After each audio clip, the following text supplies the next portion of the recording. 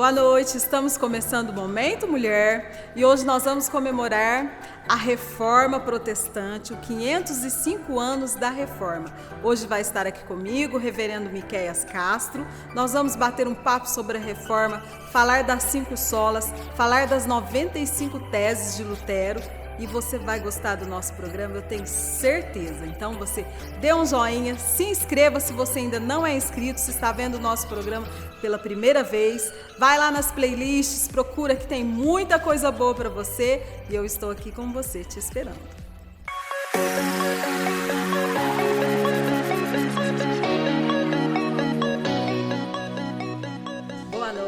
Boa noite, pastor Miqueias, tudo bem? Boa noite, Sara, graças ao nosso bom Deus. Pastor, 505 anos da Reforma Protestante, nós estamos comemorando aqui, né? E é uma data muito importante para todas as igrejas, né, pastor? Bom, muito importante.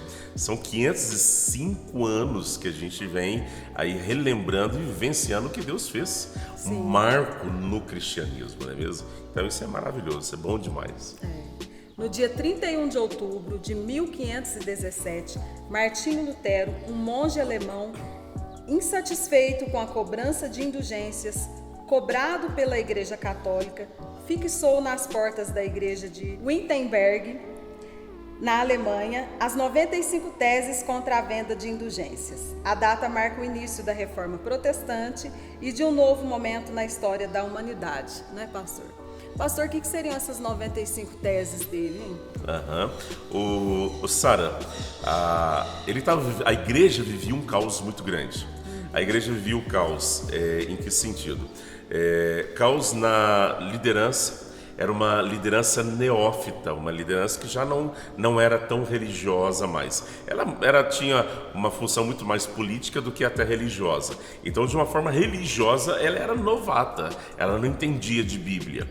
Então, caos na liderança, eles estavam vivendo um momento social muito problemático também. Era a mudança de uma era para uma outra, a fé estava sendo abalada e também um outro caos, muita coisa entrando.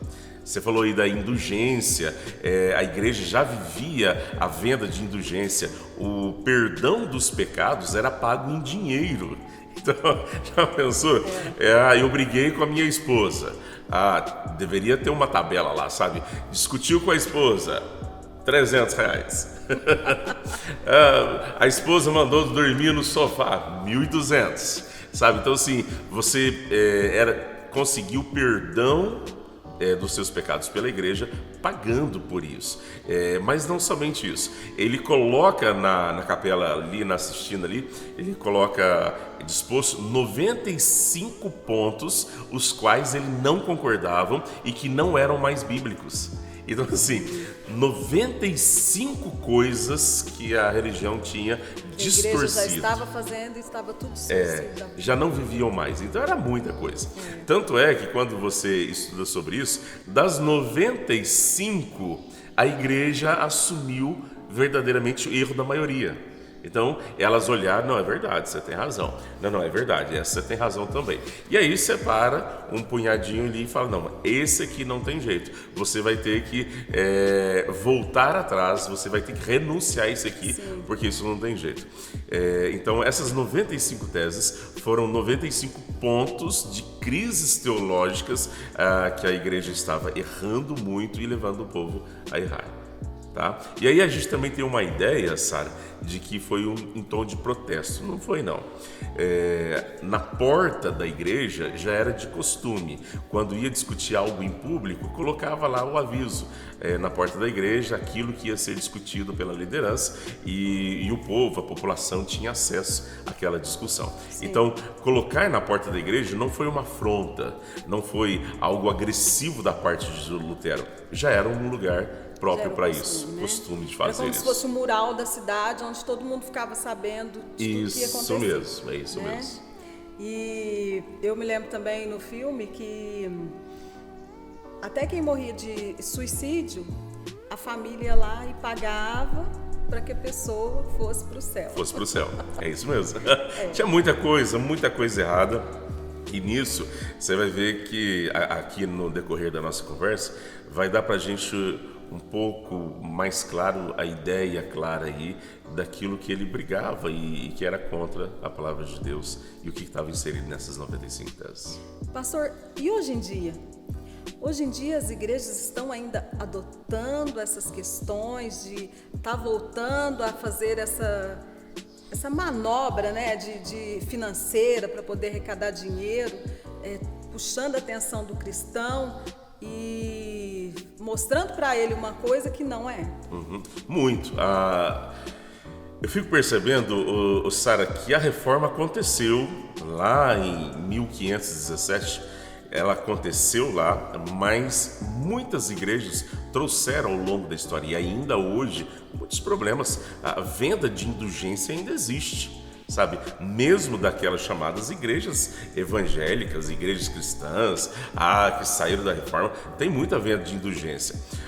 Dízimos e ofertas, a Bíblia fala que é algo que eu tenho que fazer, eu tenho que cumprir, mas com alegria de coração, com louvor e adoração a Deus. Você não está comprando, mas desde quando uma liderança de uma igreja fala que você precisa dizimar para que você ganhe um carro de Deus, fala que você precisa dar oferta para que Deus te dê um apartamento, fala, igual eu vi esses dias, alguém pegou aí um pedacinho de pano e levou e passou na porta do banco que ele estava devendo, e no outro dia o gerente chamou ele para falar que a dívida sumiu.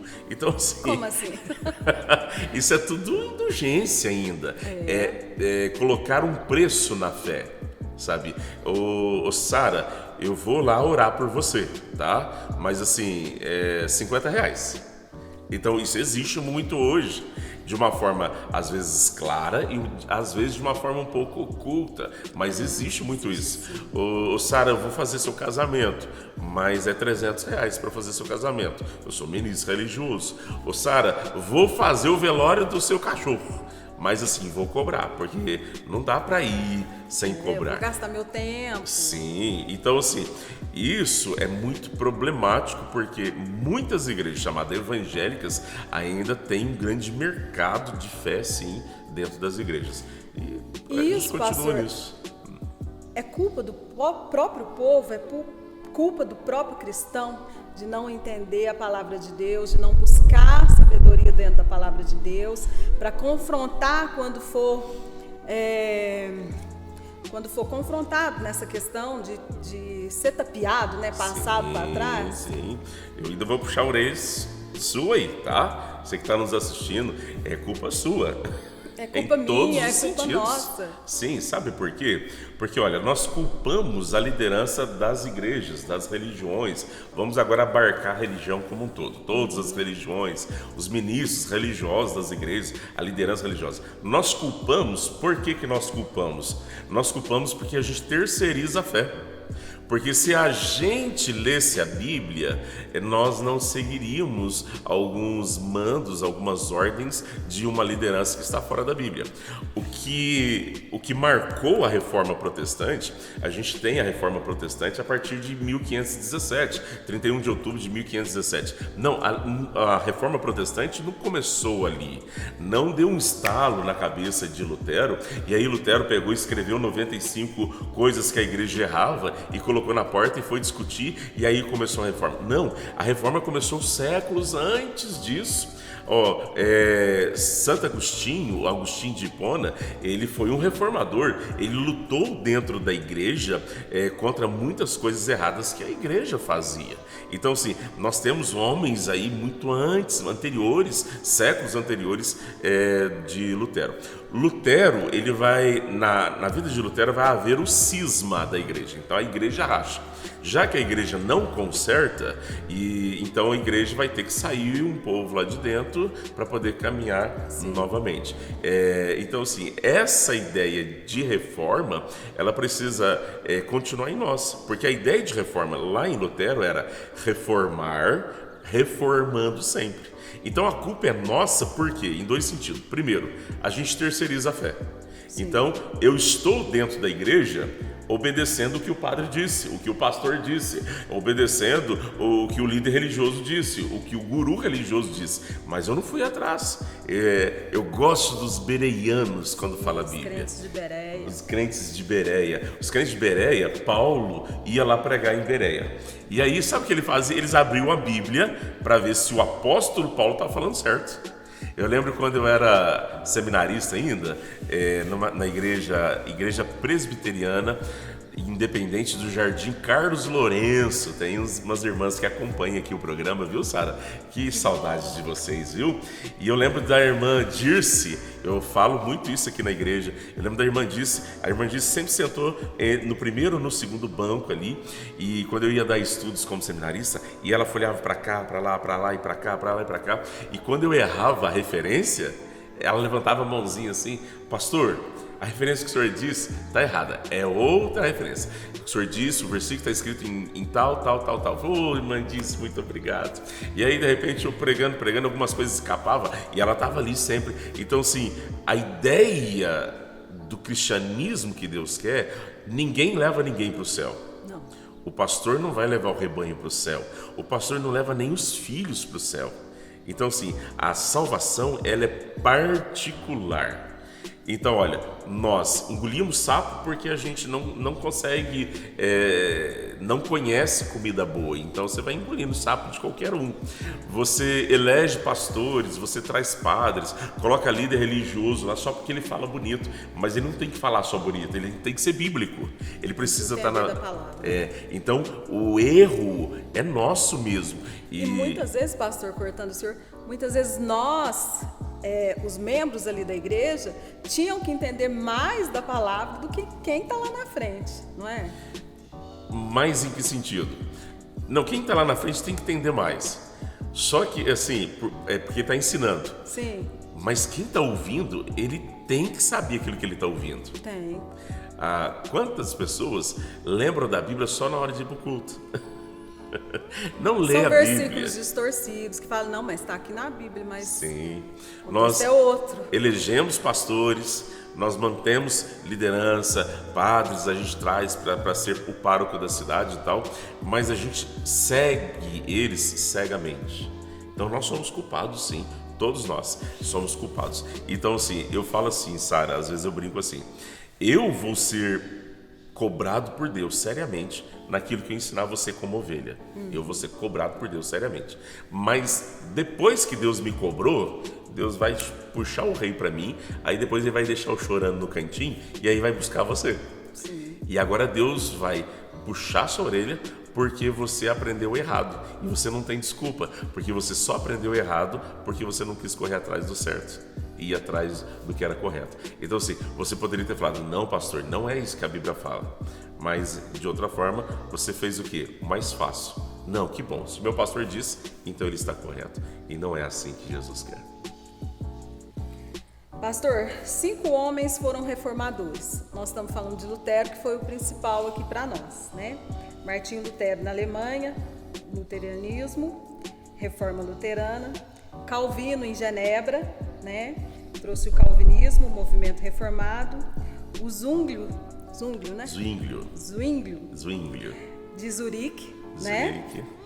O Menon Simons, de Zurique também. Anabaptista, da Reforma Radical. E o Henrique, da Inglaterra, anglicanismo, né? Da Reforma Anglicana. Isso mesmo. Então foram todos assim, quase que no mesmo período, né? Teve um espaço de tempo grande, até porque quando Lutero estava reformando, Calvino era menino ainda. Então, assim, existia um tempo. Foi uma era de reforma.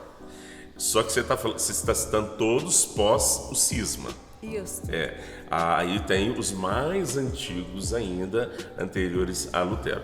Mas sim, esses aí todos, assim como Lutero veio e provocou o cisma e a divisão, e aí foram tendo outras partes do mundo também, Deus levantando outros homens para trazer para essa reforma ficar mais consistente no mundo todo, né? Sim. Movimento de caráter fortemente religioso, a reforma protestante marca o momento em que a mudança da era medieval para a Idade Média. O justo viverá pela fé. É uma frase linda, né? Linda. E é essa frase que colocou Lutero em crise. a crise espiritual. Ele era um monge e a crise dele espiritual que Deus pegou.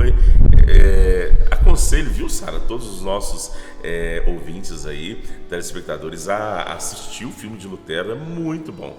Então, quando ele se depara com esse texto bíblico, o justo viverá pela fé, o Espírito Santo aperta o coração dele. Então, assim, Deus começa o trabalho agora na vida de Lutero a partir desse texto, e ele é o texto base da Reforma Protestante. Sim. Pastor, as 5 solas, né, da Reforma Protestante, nós temos aquele hino lindo que depois nós vamos ouvir aqui, e sola gratia. As 5 solas é o que a gente chama como a base onde a Reforma foi construída. Sim. Então, assim, dentro dessas da Reforma tem ali tudo que sustenta a Reforma. O início, o cerne, aliás, não o início, mas o cerne das 5 solas, sola no latim significa somente. Então, por isso se chama os 5 somente. E eu já vou te explicar isso. Mas o cerne, o miolim disso aí, é a ideia que Calvino teve agora, biblicamente, de pecado. Porque assim, a ideia que a igreja estava trazendo de pecado é: quem perdoa pecado é o líder religioso. Já que é o líder religioso, então ele põe o preço. Não, a Bíblia fala que quem perdoa pecado é Cristo. E aí então ele começou a trazer isso. E olhando para o pecado, Sara, a gente começa a ver agora e destrinchar esses 5 somente, ou as 5 sola. Sola gratia. O que é a sola gratia? Em português seria somente a graça. Somente a graça de Deus é capaz de olhar para o ser humano pecador, completamente pecador. Assim, não tem absolutamente nada no ser humano que seja puro, que Deus olhe e fala assim: gostei da Sara. Mas que você gostou da Sara? O cabelinho da Sara é tão engraçadinho, gostei do cabelinho da Sara. Então, assim, agora eu vou salvar a Sara por causa do cabelinho da Sara. Então eu vou salvar o resto. E aí, vou brincar com o Jade que está atrás das câmeras aqui. Gostei do Jade. Barbinha do Jade bem feitinha, bonitinha. Vou salvar o resto da cara e do corpo por causa da barba. E aí, gostei do seu Francisco. Ele tem um coração bom. Então, não. Deus olhou do céu e não viu nenhum que tivesse nada que prestasse. E aí, a graça maravilhosa, irresistível, perfeita de Deus nos alcança. Então, a graça de Deus direciona o olhar de Deus para nós de forma diferente. Então, assim, eu só posso ser salvo, eu só posso ter meu pecado perdoado, porque Deus é gracioso, somente pela graça. Religião nenhuma, poder nenhum, líder nenhum, pessoa nenhuma, somente a graça de Deus. A graça.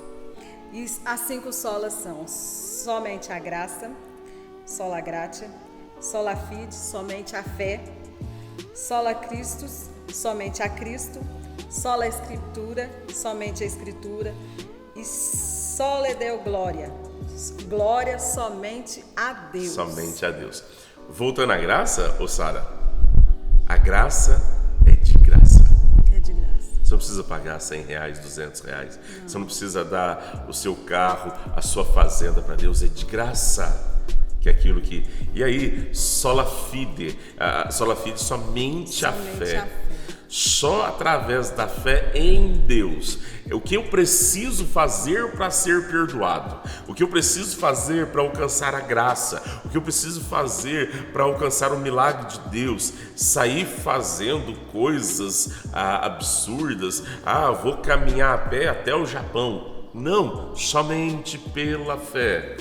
Sem fé é impossível agradar a Deus. Então, a fé remove montanhas. A fé move a mão de Deus. A fé traz o extraordinário de Deus sobre a nossa vida. E eu não preciso comprar isso. Eu não preciso dar meu dízimo para Deus melhorar minha vida e me abençoar. Então, sim, a minha fé em Deus. Então, só a graça, somente a fé. Me ajuda aí. Somente Cristo. Somente Cristo. Isso, sola Cristo, somente Cristo. Só através de Cristo existe salvação. Tá vendo? É a ideia olhando pro pecador como pecador. O único intermediário. Ó, só através da cruz de Cristo, só através do sangue de Cristo, eu não posso me salvar, não sendo somente através de Cristo. Eu sou o caminho, a verdade e a vida. Ninguém vem ao Pai a não ser por mim. E Jesus já disse isso. Então ele é não é um caminho.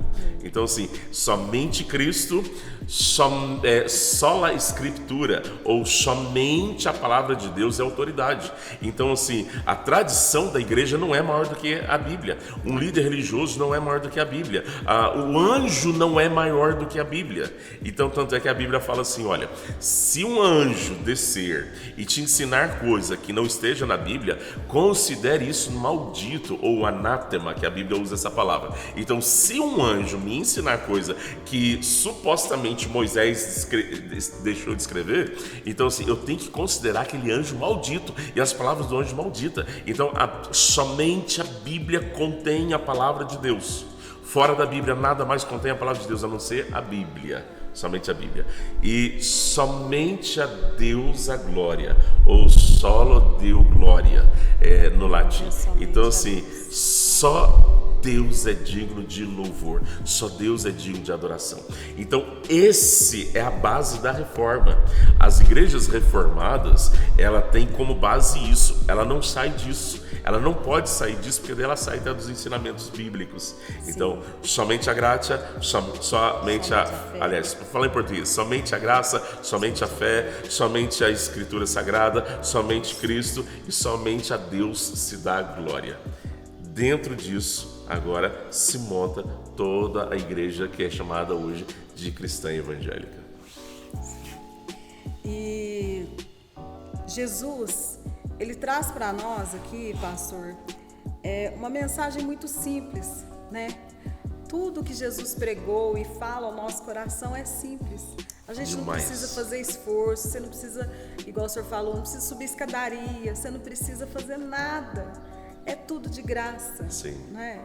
Eu acredito que se a gente tem as intenções boas, tanto para nós quanto para o próximo, né? A bênção de Deus vem. Com certeza. E simples, sem inventar roda. Isso. Não precisa inventar mais nada, é simples. O cristianismo é simples. E ele não é só simples, como o Espírito que habita em nós, o Espírito de Deus, ele já nos conduz no caminho do cristianismo. Então é muito simples. Eu leio a palavra, o Espírito Santo me instrui na palavra e me conduz na palavra. Então eu tenho um professor que vive comigo diariamente. Então isso é maravilhoso, então é muito simples. O cristianismo é muito simples. E nós temos que entender que é preciso pegar a palavra de Deus, abrir ela, ler a palavra de Deus, ouviu alguma coisa do pastor, de uma outra pessoa, vai lá, procura na palavra, vê se está certo, lê o texto todo, né, pastor, para entender o que é que está falando, o que está querendo trazer para o seu coração. E nós precisamos aprender isso e deixar de preguiça, ficar só ouvindo aquilo que os outros falam. Hoje na internet é muito fácil, né, pastor? Muito. Você abre ali, você tem de tudo ali, tudo que você quer ouvir. E muitas vezes aquilo que a gente quer ouvir não é o que a gente precisa. Sim. Não é verdade? É verdade. Então, nós temos que parar com essa preguiça de ficar só ouvindo, engolindo sapos e pegar a palavra de Deus e aprender. Porque a reforma é diária, né? A reforma é diária. A palavra de Deus está aí. Nós estamos vendo tantas coisas acontecendo, tantas falácias falando de tudo. Um fala uma coisa, outro fala outra e você nunca sabe qual que é a verdade. Mas a verdade está aqui, né? Dentro da palavra de Deus. Amém. É isso mesmo. A única. Somente a Escritura Sagrada. Amém. E ela toda igual. Viu? Não sei qual é a tua religião, se a tua religião for cristã, católico, protestante, seja qual for a sua religião. Se você usa as Sagradas Escrituras, você pode ver que toda ela é igual. O que difere são alguns livros que tem a mais em uma e na outra não. Mas até o assunto desses livros a mais que tem, ele segue uma sequência bíblica também. Então, assim, um dia a gente poderia até falar sobre eles, viu, Sara? Mas, assim, então, é ler, estudar, se deliciar na palavra de Deus. E aí a gente passa a ficar um pouco mais pronto para viver a vida. Sim. E saber, né, discernir o que a gente está ouvindo, né, pastor? Sim. Isso é muito importante. A grande preocupação da reforma é trazer de volta para a Bíblia. Até a reforma não existia Bíblia na linguagem do ser humano comum, na linguagem as pessoas popular. não tinham acesso à palavra. Não tinha acesso. Então, assim, presta atenção, olha só, preste atenção que você tem ouvido, viu? Porque a reforma protestante foi trazer você para a Bíblia. E antigamente ainda eu ouvi esses dias de novo. Fazia tempo que eu não tinha ouvido isso, Sara. Não, ler a Bíblia a gente fica louco. Não, ler a Bíblia é só para alguns. Não. Você tem sido enganado. A Bíblia foi deixada por Deus para você. E a reforma trouxe a possibilidade de você ter a Bíblia na tua língua. Então, se você tem a Bíblia na língua portuguesa, se você tem a Bíblia acessível a você, foi graças ao nosso bom Deus através da reforma protestante. Volte à Bíblia, estude a Bíblia e aí a gente passa a cair menos nos buracos. Sim. E estes homens, pastor, eles não ficaram só em acusações, né? Eles, assim, estudaram por muito tempo, eles não tinham tempo para a família deles. A gente vê que na história eles lutavam o tempo todo para trazer a clareza para o povo, né? Porque o povo era muito leigo, não tinha noção nenhuma do que estava realmente dentro da palavra de Deus, né? E outro, Sara, eles traduziram a Bíblia, trouxeram a Bíblia. A igreja reformada ainda tem esse costume até hoje. Traz o ensino da palavra de Deus e traz também a educação. Naquele tempo eles não tinham, eles não sabiam ler, eram analfabetos mesmo, analfabetos. E aí o que eles faziam? Eles ensinavam a Bíblia e montavam uma escola para ensinar profissão mesmo, para ensinar a ler e escrever, para a pessoa poder ler a Bíblia. Aí arrumava a vida da pessoa, porque ela sabia agora ter independência, poderia ser um homem de negócio, uma mulher de negócio, mas também pautados nas escrituras sagradas, no princípio bíblico. Então, assim, não só traduziram, estudaram e trouxeram para a nossa língua, como nos ensinaram a ler. Olha que preocupação maravilhosa. Então, não foi assim, vou ensinar uma coisa para que você seja meio escravo religioso. Não. Eu vou ensinar a sua Bíblia. Aí, com a Bíblia, você passa a ser servo de Deus. Isso é muito bom. É maravilhoso. Muito bom o nosso papo aqui, falar um pouquinho da reforma. É sempre bom a gente trazer esse assunto, né? Relembrar que Deus sempre está usando homens, usando o nosso tempo, o tempo passado, vai usar no presente. Pessoas que às vezes você fala, nossa, daqui 10 anos, vixe, eu não vou estar mais aqui. E meus netos, como que vão ficar? Deus está no controle de tudo, né, pastor? Amém. Deus está no controle de tudo. Tudo. O que o povo passou no Império Romano, né? Toda aquela matança que houve, chegou a exterminar quase toda a religião, né? Sim. Então a gente vê que Deus sempre está trabalhando e buscando ali pessoas que são servos do Senhor mesmo, de coração, que estão dispostas a lutar pela palavra de Deus, que estão dispostas a viver o Evangelho, né, pastor? É isso mesmo. E é só dispor. Sim. O resto Deus faz. E o Evangelho não morre. É verdade. Morre porque Jesus está vivo dentro de cada um de nós. E você pode ser um reformador. Você pode ser uma reformadora hoje, viu? Eu não vou falar que você vai fazer igual o Lutero, foi aquele tempo. Sim. Mas você pode ser alguém que traga reforma hoje para a tua vida, reforma para a tua família. É só ler a Bíblia. Lutero nos ensinou um caminho que Cristo já vinha ensinando, que os profetas antes de Cristo, voltar para a palavra. Sim. Então, quando você volta para a palavra, você passa a ser um reformador da tua vida e da tua família. Isso é maravilhoso. Muito bom. Pastor, muito obrigado por ter tirado um tempinho para estar aqui com a gente. Amém. E semana que vem o pastor vai estar aqui com a gente de novo, né, pastor? Ótimo. Um assunto mais polêmico agora, mais, né, que o nosso Brasil está vivendo, e eu espero que vocês assistam também. Obrigado por você estar aqui conosco, obrigado por ter assistido. Compartilhe, viu, essa live aqui. Sara, mais uma vez, obrigado pelo teu carinho. Jesus te abençoe. Eu que agradeço, pastor.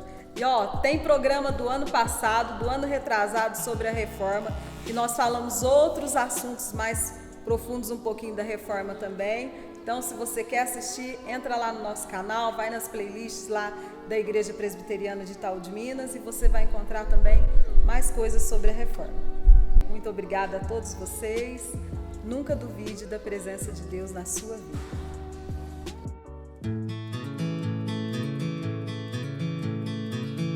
Castelo forte é o nosso Deus, escudo e boa espada,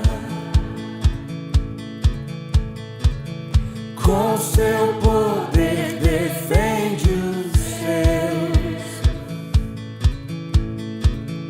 a sua igreja amada. Com força e com furor, nos prova o tentador, com artimanhas traz e astúcias infernais. Iguais não há na terra.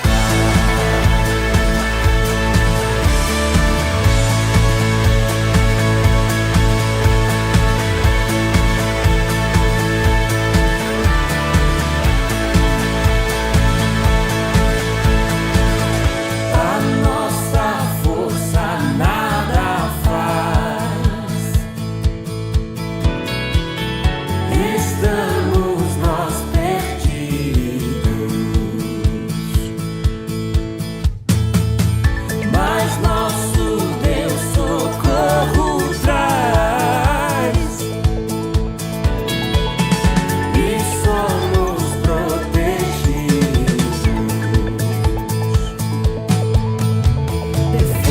Defende-nos, Jesus, o que venceu na cruz, Senhor dos altos céus, que sendo o próprio Deus triunfa na batalha.